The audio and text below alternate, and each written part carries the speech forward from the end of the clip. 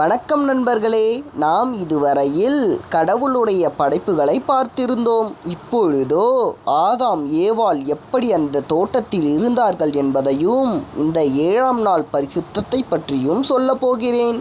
7ஆம் நாள் என்பது கடவுளுக்கு ஓய்ந்திருக்கும் நாள் மட்டுமல்ல. நாமும் அந்த நாளில், அதாவது மனிதர்களாகிய நாம் எல்லோரும் அந்த நாளில் எந்தவித வேலையையும் செய்யாமல் கர்த்தருக்கென்று அந்த நாளை பரிசுத்தமாக இருக்கும்படி விரும்பினார். முதலில் பரிசுத்தம் என்றால் என்ன?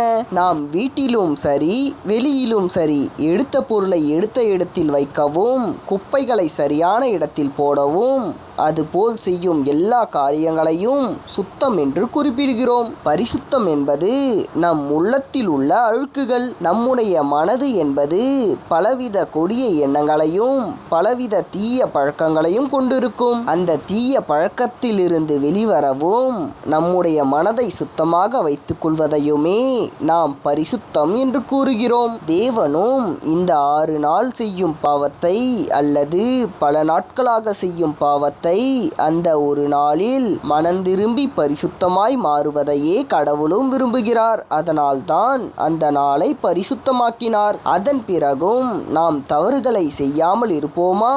இல்லை, செய்து கொண்டேதான் இருப்போம். அதிலிருந்தும் வெளிவர வேண்டும் என்று அந்த நாளை பரிசுத்தமாக்கினார். நீங்களும் சில தவறுகள், பெரிய தவறுகள் ஏதாவது செய்திருந்தால் அதிலிருந்து வெளிவர பாருங்கள். ஏனென்றால் கடவுள் ஒரு மனிதனுக்கு மாத்திரம் மறுவாழ்வு கொடுக்க விரும்பவில்லை. எல்லா மனிதர்களுக்குமே கடவுள் விரும்புகிறார். இதனால் இந்த வீடியோவை பார்க்கும் அனைவரும் கடவுளுக்குள் மனம் திரும்புங்கள். இத்துடன் இந்த வீடியோவை முடித்துக் கொள்ளலாம். நாளையிலிருந்து இதனுடைய தொடர்ச்சி தொடரும்.